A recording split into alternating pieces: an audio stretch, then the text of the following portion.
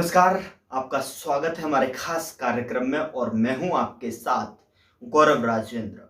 जैसा कि आप जानते हैं, अजय एस्ट्रो मनी गुरु जो कि ग्लोबल स्तर पर एस्ट्रो फाइनेंस डिजिटल एकमात्र ऐसा चैनल है जो कि 42 कमोडिटीज का एनालिसिस आप तक पहुंचाता है।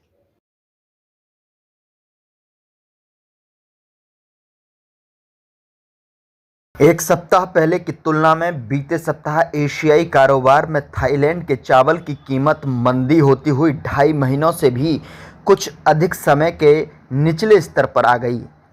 कारोबारियों और विश्लेषकों ने कहा कि बाहित कमज़ोर पड़ने के साथ साथ मांग भी कमज़ोर पड़ने की वजह से नई मंदी आई है। दूसरी ओर आपूर्ति को लेकर व्यस्त और की जा रही आशंका की वजह से वियतनाम के चावल की निर्यात कीमत कई वर्षों के ऊंचे स्तर पर ही बनी रही। आलोच्य सप्ताह के दौरान थाईलैंड का 5% टुकड़ा चावल की कीमत $410 से $420 प्रति टन पर बोली गई। एक सप्ताह पहले इसकी कीमत $415 और $425 बोली जा रही थी।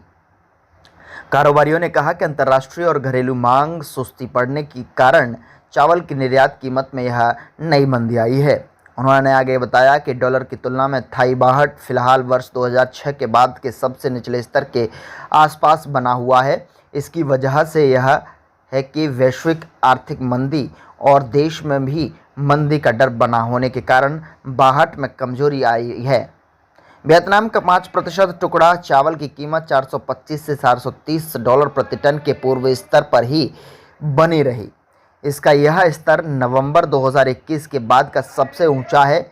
मेकांग डेल्टा राज्य स्थित एक कारोबारी ने कहा कि घरेलू आपूर्ति की तुलना में रूप से नीची बनी हुई है और हमें अगले सप्ताह कीमत में थोड़ी वृद्धि होने की उम्मीद नजर आ रही है। कारोबारियों ने कहा कि मेकांग डेल्टा राज्य में एक छोटी फसल की कटाई चल रही है, हालांकि यह फसल वर्षा से प्रभावित है। उन्होंने आगे बताया कि बासंती शारदीय फसल की आवक चालू महीने के अंत तक बढ़ने की उम्मीद नहीं है। अनुमानित नौवह आंकड़ों के अनुसार चालू अक्टूबर महीने के आरंभिक 22 दिनों की अवधि में है 6 माह सिटी बंदरगाह से चावल की 265-250 टन मात्रा का लादान होना है। इसकी अधिकतर मात्रा फिलीपींस, अफ्रीका और बांग्लादेश को जानी है। शीर्ष निर्यातक भारत का 5% टुकड़ा पारबॉइल्ड चावल $374 से $382 प्रति टन के गत सप्ताहांत के स्तर पर ही बोला गया।